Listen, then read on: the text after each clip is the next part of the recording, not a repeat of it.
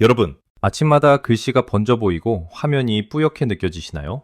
안경을 새로 맞췄는데도 여전히 침침하다면 이 신호를 절대 넘기면 안 됩니다. 시력의 질이 빠르게 떨어질 수 있거든요. 저는 30년간 눈물막과 눈꺼풀 기능을 연구해온 박사 김선우입니다. 많은 분들이 눈이 침침하면 당연히 수정체 문제라고 생각하시는데 실제로는 그렇지 않습니다. 침침함의 핵심은 수정체보다 눈꺼풀 가장자리와 눈물막에서 시작되는 경우가 훨씬 더 많습니다. 돋보기를 계속 바꿔도 나아지지 않는 이유가 바로 여기에 있어요. 렌즈의 도수 문제가 아니라 눈 표면을 덮고 있는 눈물막이 제대로 작동하지 않아서 생기는 문제인 겁니다. 오늘 제가 말씀드릴 5가지 습관은 병원 가지 않고도 비싼 치료받지 않고도 집에서 바로 실천할 수 있는 방법들입니다. 눈앞의 흐림을 맑게 돌려놓는 방법을 시간표까지 정확하게 짚어드리겠습니다. 아침에 일어나서 무엇을 해야 하고 낮에는 어떻게 관리하고 저녁에는 무엇을 조심해야 하는지 모두 알려드릴게요. 지금 여러분이 겪고 있는 침침한 증상이 언제부터 시작되었는지 댓글로 알려주시겠어요? 얼마 전에 42세 사위분이 급하게 연락을 주셨습니다. 70세 장모님을 모시고 계신데 요즘 신문 글자가 물 번지듯 보이고 저녁이면 화면이 더 흐려져서 너무 답답해 하신다는 겁니다. 알고 보니 69세 박영호님이셨어요. 박영호님은 돋보기를 새로 맞췄는데도 전혀 나아지지 않아서 걱정이 컸죠. 제가 박영호님 댁을 방문해서 하루 생활을 자세히 살펴봤습니다. 낮 동안 물을 거의 안 마시고 계시더라고요. 목이 마르지 않으니까 굳이 마실 필요 없다고 생각하신 거예요. 난방은 세게 틀어놔서 실내가 건조하고 습도는 30%도 안 되었습니다. 거기에 작은 화면으로 뉴스 보시고 문자 보시느라 깜빡임이 확 줄어드는 거죠. 저는 박영호님께 5가지만 한 달 동안 실천해보자고 제안했습니다. 온찜질과 눈꺼풀 청소, 인공 눈물을 시간 정해서 넣기, 오메가 섭취, 실내 습도 유지, 이 5가지였어요. 처음에는 반신반의하셨죠? 이런 간단한 방법으로 뭐가 달라지겠냐고요? 그런데 2주가 지나니까 변화가 나타났습니다. 신문 글자의 윤곽이 확실히 또렷해지기 시작했어요. 한 달 뒤에는 저녁 시간에 느끼던 그 답답한 흐름이 현저히 줄었다며 환하게 웃으시더군요. 박영호님은 이제 손주들 사진도 선명하게 보이고 문자 보낼 때도 훨씬 편해졌다고 하셨어요. 이 이야기를 끝까지 들어야 전체 흐름을 제대로 이해할 수 있습니다. 혹시 아직 구독과 좋아요를 누르지 않으셨다면 지금 바로 눌러주세요. 이 채널은 여러분의 건강한 노년을 응원합니다. 오늘 이 영상에서 말씀드릴 내용은 여러분의 눈 관리 방식을 완전히 바꿀 수 있는 중요한 지혜입니다. 끝까지 보시면 왜 지금 당장 여러분의 작은 습관을 바꿔야 하는지 분명하게 깨닫게 되실 겁니다. 뒤에 나올 온찜질 방법을 모르시면 아무리 인공 눈물을 넣어도 효과가 절반밖에 안 됩니다. 마지막에 나올 단 하나의 아침 루틴이 하루 종일 맑은 시야를 만들어주니까 꼭 끝까지 봐주세요. 이렇게 간단한 방법으로 시야가 달라질 수 있다면 시도해 볼 만하지 않겠어요? 그럼 이제부터 침침한 눈을 맑게 만드는 5가지 습관을 순서대로 하나하나 자세히 풀어보겠습니다. 시야를 맑게 하는 집안 습관 5가지를 지금부터 말씀드리겠습니다. 첫 번째는 눈꺼풀 온찜질과 청소 루틴입니다. 이게 정말 중요한데요. 눈꺼풀 가장자리에는 마이봄샘이라는 작은 기름샘들이 있습니다. 이 샘에서 나오는 기름이 눈물막의 거층을 만들어서 눈물이 증발하지 않게 막아주거든요. 그런데 이 기름샘이 막히면 기름이 제대로 안 나와요. 그러면 눈물이 금방 마르고 그게 바로 침침함의 시작입니다. 대한안과학회 자료를 보면 마이봄샘 관리가 건조로 인한 시야 흐림을 개선하는데 가장 핵심적인 요소로 제시되고 있습니다. 제가 상담했던 72세 이경자님 이야기를 들려드릴게요. 이경자님은 아침 저녁으로 5분씩 온찜질을 하시고 순한 세정제로 속눈썹 가장자리를 부드럽게 닦으셨습니다. 그랬더니 며칠 만에 글자 번짐이 확 줄었다고 하시더라고요. 어떻게 하시면 되냐면 깨끗한 수건을 따뜻한 물에 적셔서 40도 정도 온도로 만드세요. 너무 뜨거우면 안 됩니다. 그걸 눈 위에 5분 정도 올려놓는 거예요. 위쪽 눈꺼풀은 위에서 아래로, 아래쪽 눈꺼풀은 아래에서 위로 부드럽게 쓸어내립니다. 이렇게 하면 막혔던 기름샘이 열리면서 기름이 나오거든요. 그 다음에 순한 세정제로 눈꺼풀 가장자리를 조심스럽게 닦아주세요. 면봉을 써도 좋고 깨끗한 손가락으로 살살 문질러도 됩니다. 마지막으로 미지근한 물로 깨끗이 헹구면 끝입니다. 여기서 정말 주의하셔야 할 점은 너무 뜨거운 찜질은 절대 금물이고 눈을 세게 문지르시면 안 됩니다. 지금 여러분의 세안 시간에 딱 5분만 더해서 루틴으로 묶어보시겠어요? 두 번째는 인공 눈물을 예방, 타이밍으로 넣는 겁니다.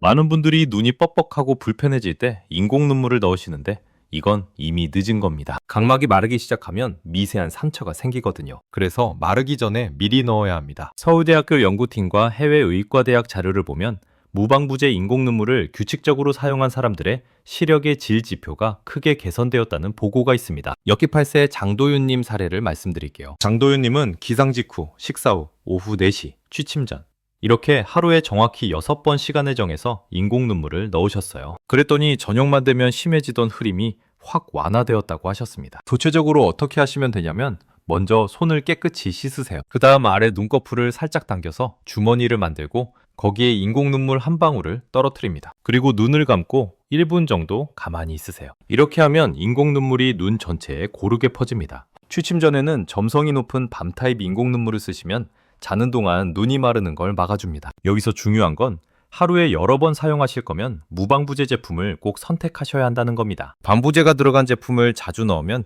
오히려 눈에 자극이 될 수 있거든요. 여러분의 생활표에서 인공 눈물 넣기 쉬운 6번 타이밍은 언제인가요?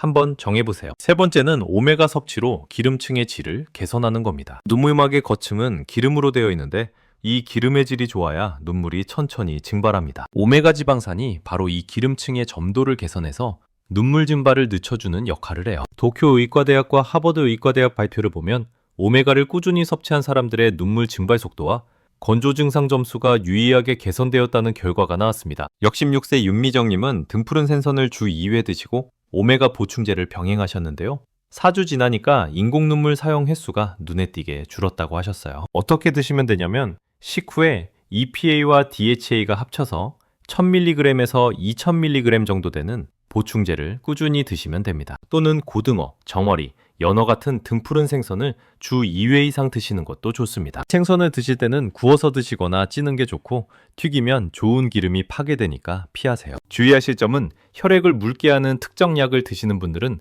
오메가 과량 섭취를 피하셔야 합니다. 그리고 제품을 고르실 때 순도와 용량을 꼭 확인하세요. 식사와 함께 꾸준히 드실 수 있는 시간대를 정해보실래요? 저는 저녁 식사 후를 추천합니다. 네 번째는 깜빡임을 회복하고 화면 거리를 조절하는 겁니다. 화면을 보면 깜빡임 횟수가 자연스럽게 줄어듭니다. 평소에는 1분에 15번에서 20번 정도 깜빡이는데 화면을 보면 5번에서 7번으로 뚝 떨어져요. 깜빡임이 줄어들면 눈물막이 깨지면서 빛 번짐이 커집니다. 한국 시광학회 자료를 보면 20-22 습관이 눈물막 안정도를 높인다는 보고가 있습니다. 20분 작업하고 20초 동안 쉬면서 20피트, 그러니까 약 6m 거리를 바라보는 거예요. 70세 최성호님은 이 습관과 함께 의도적으로 완전 깜빡임을 하셨는데 오후에 심해지던 흐림이 확 감소했다고 하셨습니다. 구체적으로 어떻게 하시면 되냐면 20분마다 알람을 맞춰 놓으세요. 알람이 울리면 20초 동안 멀리 창밖을 보거나 복도 끝을 바라봅니다. 그리고 의도적으로 천천히 완전하게 깜빡임을 10회 정도 하세요. 완전하게 깜빡인다는 건 눈을 살짝 감는 게 아니라 꽉 감았다가 천천히 뜨는 겁니다. 화면은 팔 길이 바깥쪽에 두시고 글자 크기를 키우세요. 작은 글자를 보려고 했으면 깜빡임이 더 줄어듭니다. 과도하게 밝은 조명이나 역광은 피하시고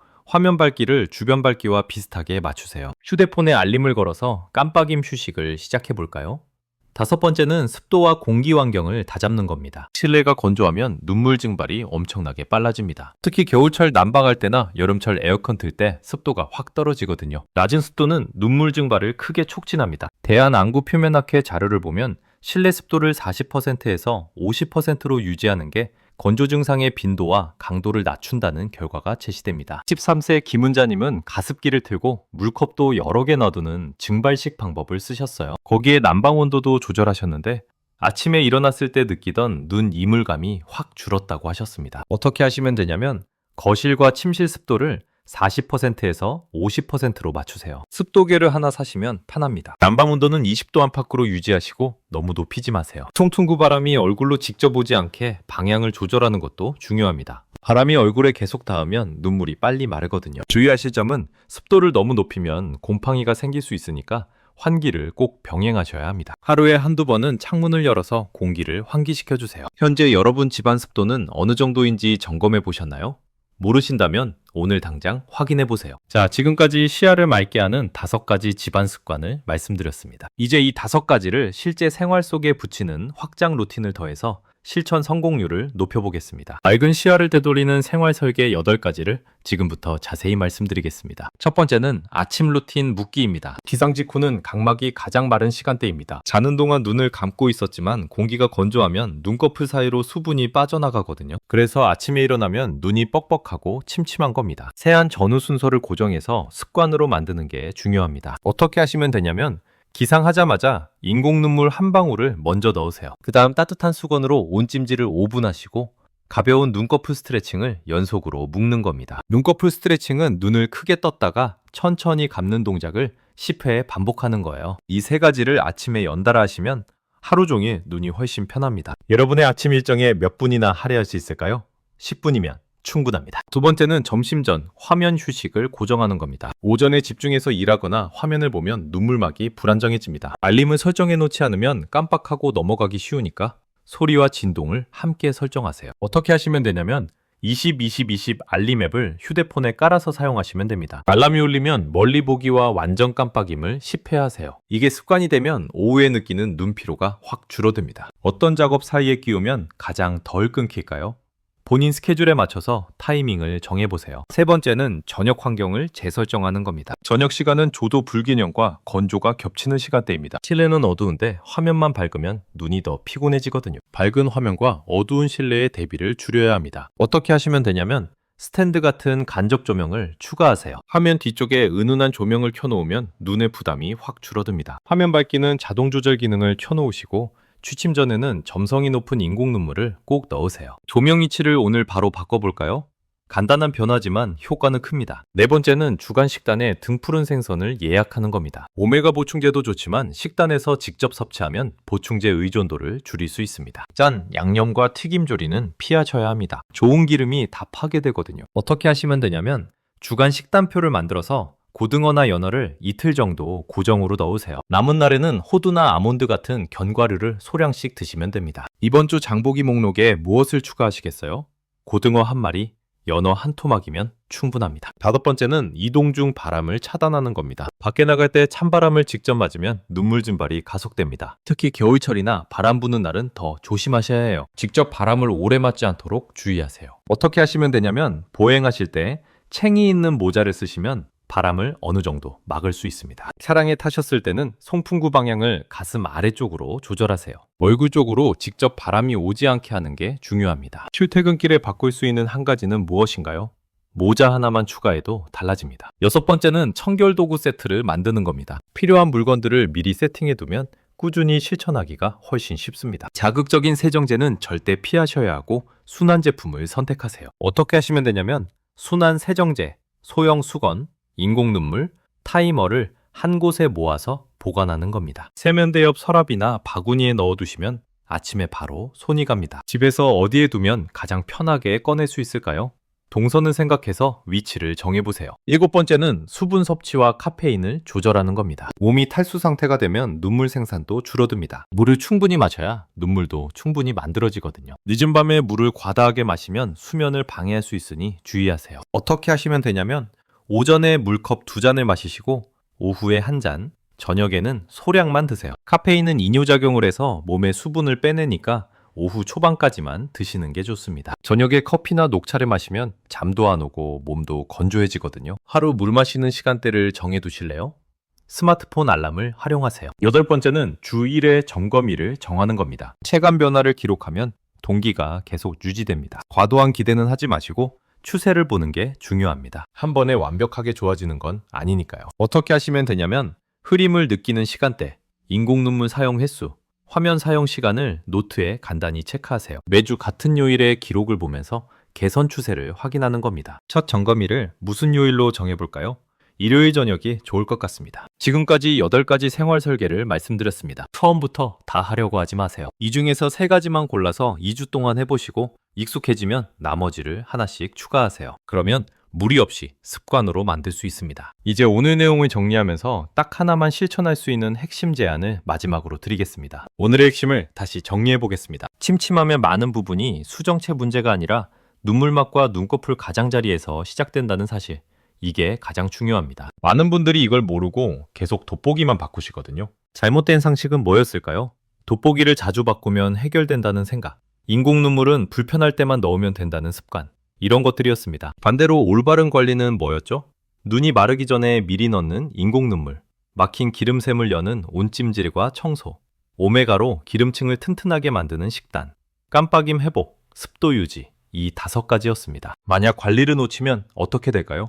오후가 될수록 번짐과 피로가 점점 더 쌓입니다. 저녁에는 글자가 거의 안 보일 정도로 흐려지고 장기적으로는 눈 표면에 미세한 상처가 생기면서 시력의 질이 떨어집니다. 단순히 침침한 수준을 넘어서 일상생활이 정말 불편해지는 거예요. 하지만 제대로 관리하면 완전히 달라집니다. 글자의 윤곽이 확실히 살아나고 저녁에도 화면이 편안하게 보입니다. 인공 눈물에 대한 의존도가 줄어들고 무엇보다 하루 종일 눈이 가뿐합니다. 아침에 일어났을 때부터 저녁까지 시야가 맑게 유지되는 걸 느낄 수 있어요. 이런 변화는 병원에서 비싼 치료를 받지 않아도 집에서 간단한 습관만으로 충분히 가능합니다. 오늘 당장 실천할 단 하나의 제안을 드립니다. 기상 직후 3분 루틴을 시작하세요. 일어나자마자 인공 눈물 한 방울, 그 다음 따뜻한 수건으로 온찜질 5분, 이 2가지만 하시면 됩니다. 이게 저녁 크림을 줄이는 가장 확실한 출발점입니다. 3분이면 됩니다. 누구나 할 수 있는 시간이죠.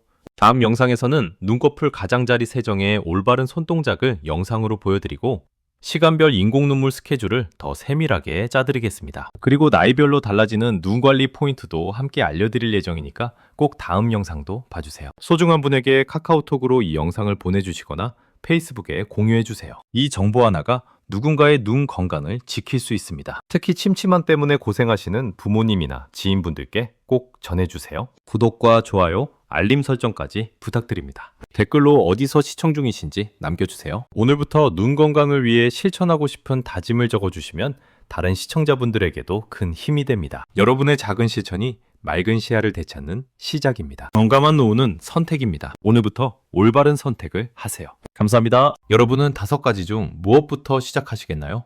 댓글로 오늘의 한 가지 실천을 꼭 적어주세요.